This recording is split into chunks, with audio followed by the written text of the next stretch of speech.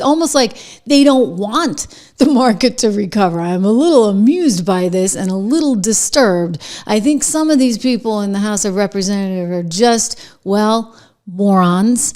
And so they're looking at what Donald Trump sent out on Truth Social the other day, in which he said, hey, you know what? It's a good time to buy. He was trying to calm the markets a little bit, but gosh darn it, you're not allowed to do that if you're Donald Trump. You're not allowed to do anything if you're Donald Trump. And so now they're trying to say, well, this was insider trading. You know what? His billionaire friends, they made all the money. Well, he was actually pretty public about it. Thank you very much, guys. If you guys were on Truth Social, maybe you would have bought and made some money too. Here we go. On the possible insider trading and market manipulation, you are one of the people who have been calling for an investigation into the president and those around him. Where do you see evidence to warrant an investigation? Do you think there will be one? Well, to be clear, market manipulation is fraud. It is a felony. And when you look at the facts, and that is why I am joining with my colleague, Representative Terry Sewell, who is the ranking member of the Oversight Committee for Ways and Means, along with 131 House Democrats calling for a full investigation. An investigation that wants to look at how Donald Trump tanked the market with tariffs, then spiked it with the pause, but only after he gave notice to his billionaire friends. And the proof is there. $300 billion of additional increases for billionaires and their investments, while Americans whose retirements, whose health savings accounts were put at risk. That is why we are calling for a full investigation, and those who were involved should be held responsible.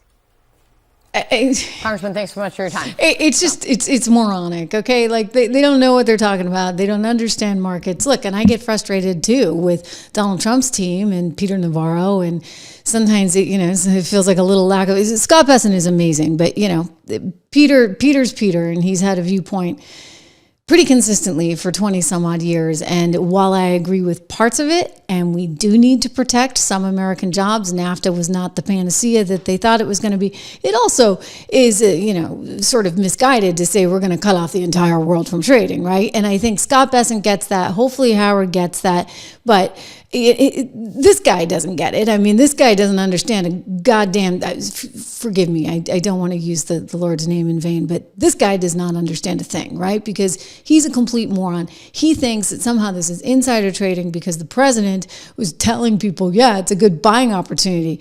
I told you it was a good buying opportunity too, did I not? I did, and I'll continue telling you when I think it's a good buying opportunity. When the bottom falls out from under, when you get the VIX, just at 60 as it was the other day. I mean, I think the highest it ever was actually during March of 2020 when you're up around 80.